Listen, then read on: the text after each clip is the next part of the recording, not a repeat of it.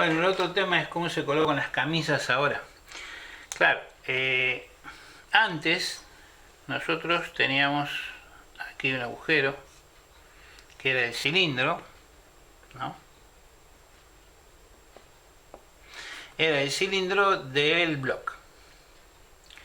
¿Qué pasaba? A medida que esto se iba, como era todo sólido, porque era una masa de hierro, entonces se iba rectificando, se iba haciendo, se iba comiendo parte del cilindro, porque se ponía una herramienta acá, esta herramienta iba cortando aquí. Entonces esto a medida que iba girando, iba cortando.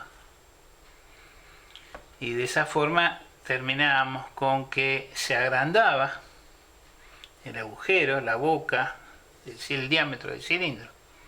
Entonces obviamente había que poner pistones con sus aros correspondientes para esto. Pero ¿qué pasaba? Llegaba un momento en que esta pared ya teníamos al cilindro al lado. Entonces teníamos muy poquito juego acá. Y ya no se podía seguir rectificando, no se podía seguir agrandando esta dimensión de acá hasta acá. No se podía seguir estirando. ¿Por qué? Porque teníamos el cilindro al lado. Porque si a este cilindro le hacíamos rectificación, a este también, y entonces, bueno, se acercaban. Entonces, ¿qué se hacía? Se hacía el encamisado del block. Estamos hablando de los viejos blocks que eran sólidos. Entonces acá teníamos el block y se había, supongamos que el diámetro original era este, y se había trabajado de tal forma que había quedado ya así. Bueno, ya no se podía agrandar más, ya no se podía extender, no se podía, el agujero de la boca del cilindro no se podía. Entonces, ¿qué se hacía? Se ponía una camisa. La camisa era como si fuera un tubo dentro de otro tubo. Entonces ahora buscábamos pistones más chicos y seguíamos gastando esta superficie. Bueno, ese era el encamisado antes. Lo que pasa es que había que meter la camisa y esa camisa iba rozando en la superficie. Entonces, ¿qué se hacía? Se ponían en algunos casos calentaban el block para que el block se dilatara, y en la vieja época las camisas se ponían en nitrógeno líquido, se sumergían en un envase de nitrógeno líquido que estaba terriblemente frío. Entonces la camisa se contraía por el frío y el block por el calor se calentaba, y entonces se podían poner y entraban perfectamente hasta abajo para no tener rozamiento y ponerlo a la fuerza. Pero resulta que eso era antes, porque antes las camisas eran secas, ahora las camisas son húmedas. Es decir, el block viene así, esto sería visto de costado, acá tiene la cámara de agua, acá hay agua, y acá abajo termina el block así.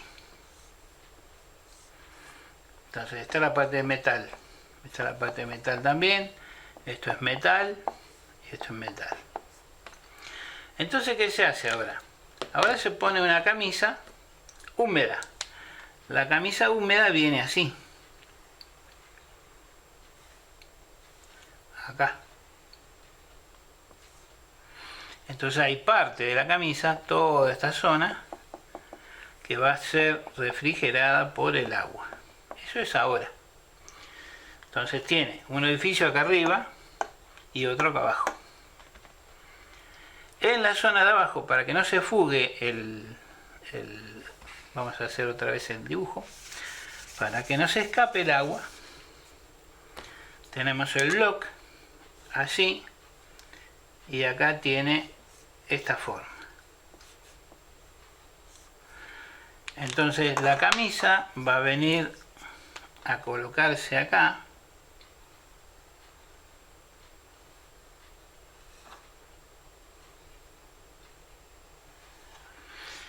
Y en esta zona, a ver si lo podemos hacer con otro color para que se vea mejor. En esta zona, acá y acá, se pone una especie de arandela. De tal forma que el agua que está aquí, aquí hay agua, esta agua no se escape.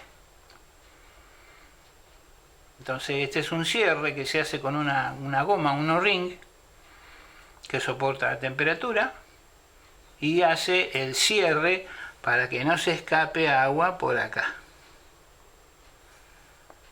ni por acá. Y después arriba la camisa tiene una especie de resalte así. Y entonces acá abajo, contra el bloque, se pone una junta que suele ser de cobre. Entonces, ¿cómo se pone la camisa? Y la camisa se pone a la fuerza. Es decir, hacemos presión pareja. Ahí. Ponemos la camisa acá, calzamos la parte de abajo y después hacemos presión pareja. Entonces queda la camisa puesta al ras del bloque. Después, para sacarla se usa un extractor. El extractor lo que hace es que calza de acá abajo, la parte inferior. Acá hay un tornillo que va hasta arriba. Ese tornillo tiene acá una tuerca, tiene unos soportes así, entonces se empieza a trabajar sobre la tuerca y el tornillo se va para arriba. Cuando el tornillo se va para arriba, va levantando la camisa y la saca.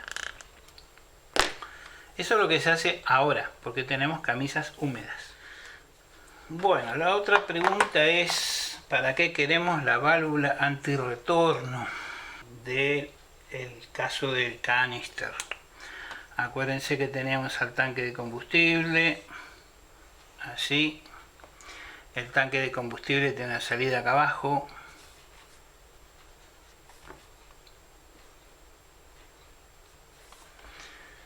En los tanques nuevos no tenemos esto. En los tanques nuevos esto es cerrado. Acá tenemos donde está la bomba, donde chupa el líquido, y entonces esto no existe. Esto está cerrado totalmente. Entonces aquí teníamos una salida de gases. Por acá salen los gases. Y antes, en los viejos tanques, teníamos una salida aquí de los gases del combustible. Pero ahora no tenemos esa salida. Entonces, acá tenemos el tanque de combustible. Tenemos la salida ahí. La salida de gases. Aquí de la bomba teníamos una salida de nafta. Por acá sale la nafta o el gasoil. En el caso del gasoil tendríamos la nafta también, tenemos una salida y una entrada, un retorno, que sería por ejemplo un cañito acá. Y además tenemos la entrada de combustible cuando vamos a cargar combustible en la estación de servicio.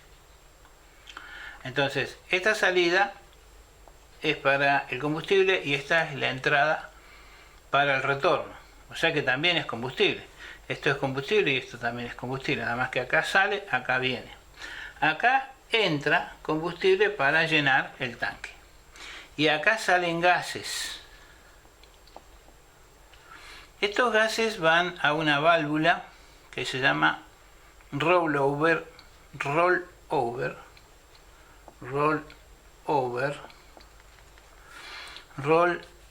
es una especie de, se le llama una bolita, roll over. Entonces, ¿cómo trabaja esa válvula? Esa válvula trabaja así. Tiene los gases para allá van a salir, así que tiene esto acá y después tiene una abertura así, y acá tiene la bolita.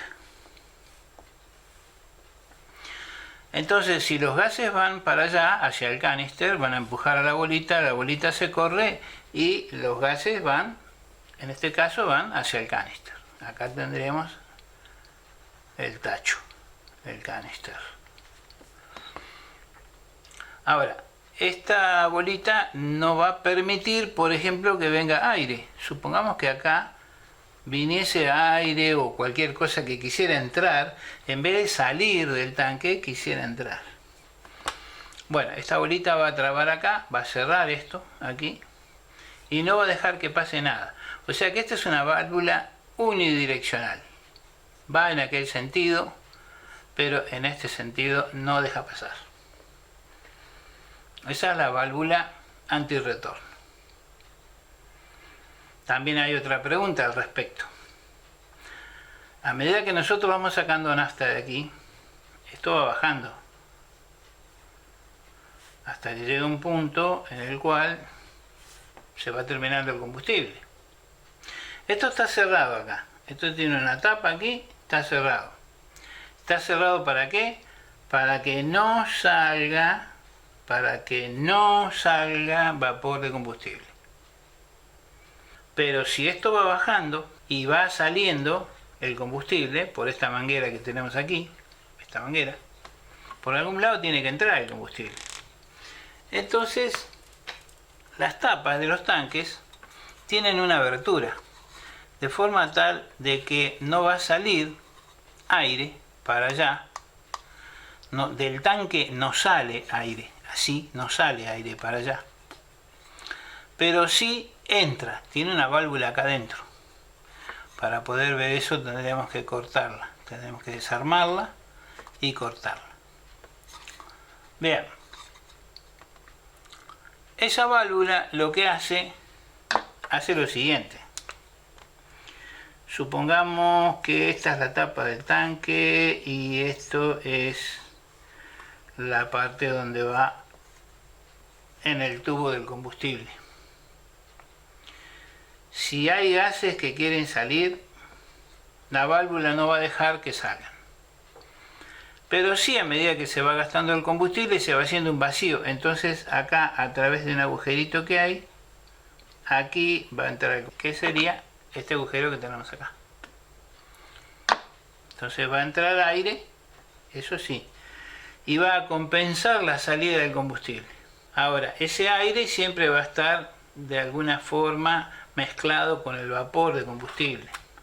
Entonces nunca nos conviene que nosotros lleguemos hasta acá, porque la bomba en algún momento, en vez de chupar líquido, va a tomar un poco de líquido a veces y otras veces un poco de vapor de combustible, y a su vez va a entrar también aire, y entonces acá dentro de la bomba, como hay chispas acá dentro, entonces la bomba se puede incendiar. Ese es el problema y por eso se queman las bombas.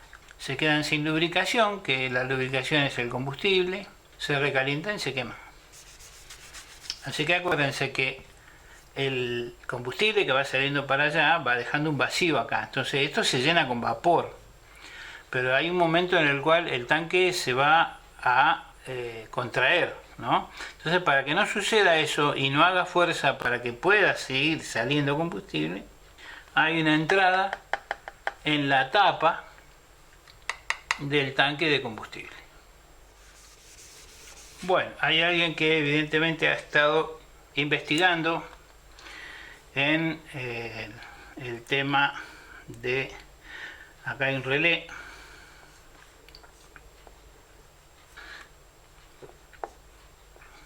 acá hay una alimentación de positivo, ese es el relé de la bomba. Pasa por un contacto de inercia, el que corta el combustible, el que corta la corriente para que no haya combustible, y acá venimos a alimentar a la bomba eléctrica. Bueno, normalmente acá hay una bolita que está haciendo contacto. Entonces, en los casos donde hay computadora, la computadora envía una corriente, una excitación al relé, Esta sería la corriente de excitación, o también le podríamos llamar señal. ¿Señal de quién? Desde la computadora. Entonces esta señal hace actuar al relé, el relé está así, actúa, se convierte en un interruptor, pasa en aquel sentido, la corriente, pasa por el contacto de inercia y de ahí va a la bomba de combustible y de la bomba de combustible va al negativo. Todo bien. Si por ejemplo el auto choca, vuelca o tiene algún problema, esta bolita se sale de acá. Se sale, la vamos a borrar. ¿Qué pasó? Quedaron los contactos abiertos. Entonces la bomba de combustible no recibe corriente y al no recibir corriente no hay peligro de que envíe combustible y eso se incendie. Entonces cuando nosotros venimos acá vemos dos contactos. Quiere decir que acá tenemos una tapa, que es la tapita que vuelve a poner la bolita en su lugar. Acá tenemos los dos contactos. Teóricamente tendremos que tener uno, dos, que es lo que vemos ahí arriba. Pero resulta que a veces se encuentra un tercer contacto. Y entonces uno dice como tercer contacto, ¿a dónde está ese tercer contacto? Y ese tercer contacto está acá. Este es el 3. De forma tal que cuando la bolita se salió de su lugar, dejó de hacer contacto entre 1, 2 y 3. Entonces, 1 recibe corriente, 2 entrega corriente y 3 manda corriente a un testigo del tablero. Entonces se prende en el tablero una luz que nos indica que está el contacto de inercia está desconectado. Es decir, que no pasa corriente de 1 a 2. Y esto lo indica en el tablero. No todos los modelos lo traen. Normalmente traen dos contactos, que sería este contacto, el 1, con un cable acá, y el 2 que va a la bomba. El 3 a veces viene. Pero si llegan a encontrar, por ejemplo, en vez de 2, encuentran 3, ya saben que ese tercero es el que va al tablero. ¿Cómo lo van a identificar? Bueno, porque al colocar la bolita, esto es positivo, que va hacia la bomba. Ese positivo viene acá. Esto va a la bomba. Bomba. Entonces, este positivo pasa aquí, pero también pasa acá. Quiere decir que en condiciones normales, todo andando, esto tiene que tener positivo, esto tiene que tener positivo y esto va a la bomba. Así que cuando se levanta la bolita y deja de hacer contacto, esto sigue teniendo positivo, esta parte de acá, la entrada, sigue teniendo positivo, pero esta no, porque se levantó, y esta tampoco. Entonces hace prender una luz en el tablero. Bueno, otra pregunta que hacen es el tema de los botadores hidráulicos. Los botadores hidráulicos tienen un resorte acá adentro que los mantiene abiertos. Entonces supongamos, acá tenemos, vamos a ver cómo lo podemos hacer esto. Ahí. Acá hacemos una abertura, esta es una abertura y esto viene hasta acá, esto viene hasta acá. Y acá también hay otra abertura. Entonces acá entra el aceite. Cuando esto se presiona, esta abertura comprime, o sea, se comprime el resorte y esta abertura pasa acá. Y ya no queda esta abertura enfrentada con esta abertura. Entonces ahí se encerró el aceite que iba acá adentro. De esta forma, cuando se encierra el aceite en función de la presión de empuje que hay, va a transmitir el empuje que viene acá arriba, se lo va a transmitir a la válvula para que abra, en el caso que esté en la cola de la válvula.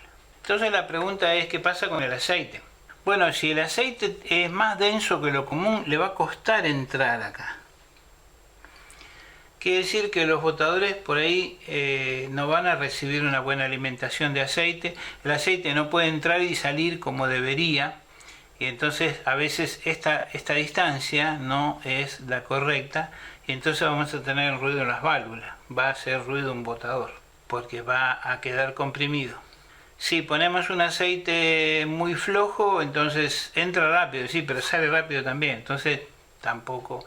Tiene una cierta densidad. Esa densidad, ¿cómo la vamos a averiguar? Y en el manual del vehículo. Bueno, pero no tiene manual porque se le perdió. Bueno, entonces vamos a buscar en internet. Y si en internet no lo encontramos, bueno, vamos a una aceitera o a algún distribuidor, o sea, lo que sea. Vamos a suponer que en el peor de los casos no encontramos nada y tenemos que ir a la concesionaria. Bueno, vamos a la concesionaria y decir, che, el motor, tal motor, ¿qué aceite lleva? ¿Qué aceite lleva y cuánto sale el litro? como si fuéramos a comprar. No vamos a comprar. Pero bueno, vamos a averiguar cuánto sale el litro del aceite para tal auto o tal marca o tal modelo o lo que sea. Y en función de eso nosotros vamos a ver qué aceite lleva. ¿Y cuál es el aceite que lleva, che? ¿Con lo que sale esto? Sale tanto. Y bueno, ¿y cuál es el aceite que lleva? ¿Lo tenés ahí para verlo? A ver qué... Bueno, y ahí vamos a ver si es 20-50 o digamos la menor y la mayor de las viscosidades. El aceite normalmente cuando está frío tiene que ser más flojo para que lubrique mejor, tiene que tener menor viscosidad. Y cuando alcanza temperatura tiene que tener mayor viscosidad. En vez de bajar o mantener la misma, tiene que tener mayor. ¿Por qué? Porque los esfuerzos son mayores. Se supone que el vehículo está andando más forzado, el motor, lo que sea, entonces tiene que tener. Pero siempre recordemos esta historia. Porque a veces cargan aceite que por ahí el aceitero les dice, no, mirá, yo tengo acá el tambor y tiene la misma densidad. Y sí, pero no se olviden que el aceite tiene que tener aditivos. El aceitero dice, sí, yo lo compro más barato porque lo compro en un tambor de 200 litros. Y sí, pero ¿quién me asegura los aditivos que tiene eso? Entonces, si es mi auto, yo lo voy a cuidar y voy a comprar el aceite que corresponda.